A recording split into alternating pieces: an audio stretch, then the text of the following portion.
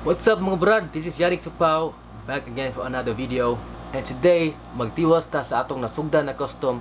Same shoes gyapon, same brand, Rebel by Primark. Siyempre, lahi na sad ang design. Actually, 2 pairs of shoes ang gipadalid diri sa akong auntie. And by the way, this is the design I did last week. And today, ato na sad trabahoon ang second pair. But before we start, na-surprise ko karon kay karon day naabot ang akong gi-order online, ang Buya BY M1 MM1 na microphone na akong gigamit karon og ang Ulanzi LED na wala pa nako nagamit kay wala pa ko'y extra nga battery. So ako lang niya ni buhatan og review ang mic og ang LED soon sa next ako na video. So di na ta maglangan-langan, ato nang sugdan in 3, 2, 1.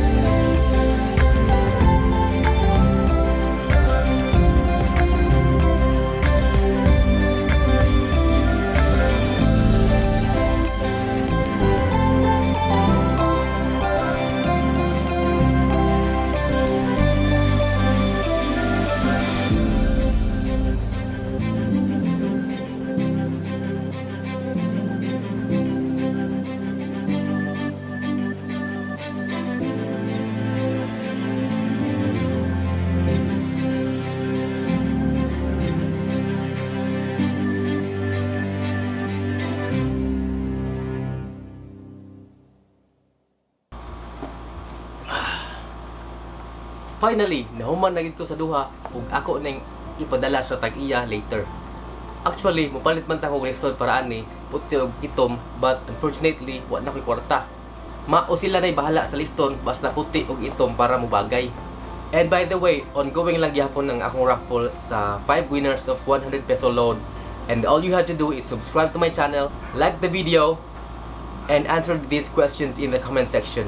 Which of these shoes would you wear outside? Write it down. Og sa Binisaya pa, isuwat na diha. If napakadali nagtanaw sa video, thank you very much for watching. And hopefully, magkita lang yapon ta sa next video. But, wato na ko mga brad, kay napa ko'y buhaton.